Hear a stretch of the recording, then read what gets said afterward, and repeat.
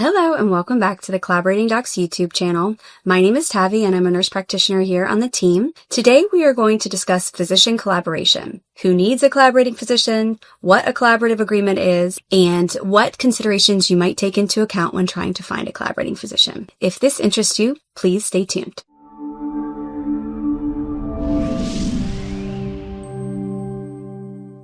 All right, so today we are going to discuss physician collaboration. So as I mentioned, we are going to discuss who needs a collaborating physician, what a collaborative agreement is, and considerations you might take into account when looking for a collaborating physician. So who needs a collaborating physician? This is really determined by your state guidance. So each state has different guidance for NPs and PAs on whether or not they need a supervising physician, how long they need a supervising physician, and specific requirements that cover that collaborative relationship. So for example, in Virginia, an NP needs a collaborative physician for the first 3 years of practice, but then can apply for autonomous practice. In Texas, though, an NP requires collaboration in perpetuity. So again, if you have questions, then we suggest you reach out to your state board directly to identify exactly what the expectations are. So depending on the state, your requirements may vary a little bit for collaboration, but there are a few that are pretty standard across the board. So the first is that, of course, your physician be accessible to you, usually during normal business hours for questions and concern. The second is that you will have some regular meeting schedule, usually monthly. Some states dictate that this has to be in person on occasion. Most states allow virtual meetings. A certain amount of charts must be reviewed.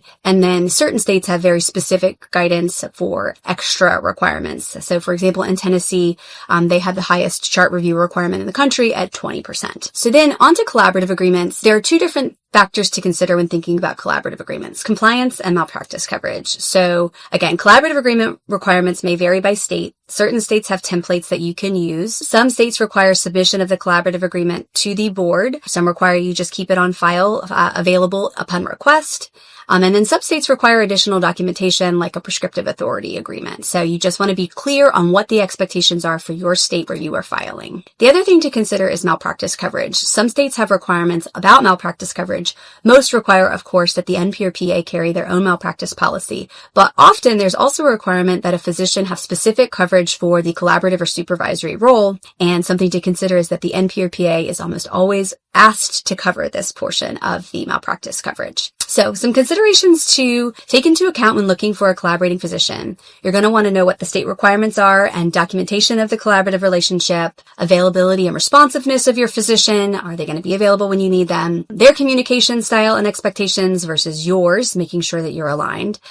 Your own specialty and patient population with the physician's expertise and experience. Are they able to support you in the areas you want to be in? What kind of support you need now versus your long-term goals. So of course, if you're a new grad, you're going to need more support on the front end. But the bottom line is that prioritizing a collaborator who's supportive, accessible, and aligned with your practice will get you what you need fastest. So some common collaboration pitfalls that you might take into account are things like communication gaps, delayed or missing paperwork, declining physician availability. Does their bandwidth change over time? Changes in their licensure or location. So if they move out of state and don't renew their license, they can't work with you any longer. Misaligned specialties or practice expectations. So if you agree to only work part-time, but then you go to full-time, are they able to continue supporting you? Chart review and documentation. If it's not completed on schedule, what happens then? More contractual restrictions that might impact the physician's availability to you. So non-compete clauses, of course. So there are different ways that you can secure a collaborating physician. So you can consider using your personal physician network, referrals from colleagues, posts on job boards, professional networks, or using a service like ours. I hear from a lot of NPs and PAs who meet with us, there are various issues with trying to find a collaborating physician without using us. So they might not have a robust physician network, or the ones they do have non-compete clauses, or the physicians have a different specialty, those types of things.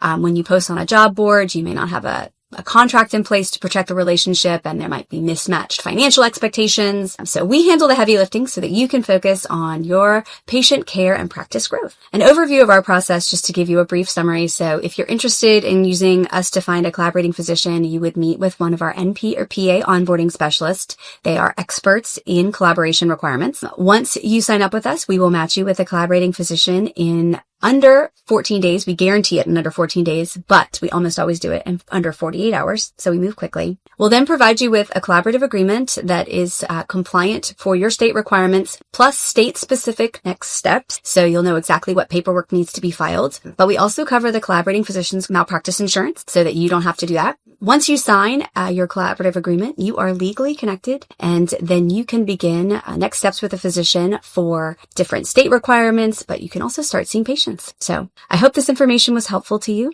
Have a great day.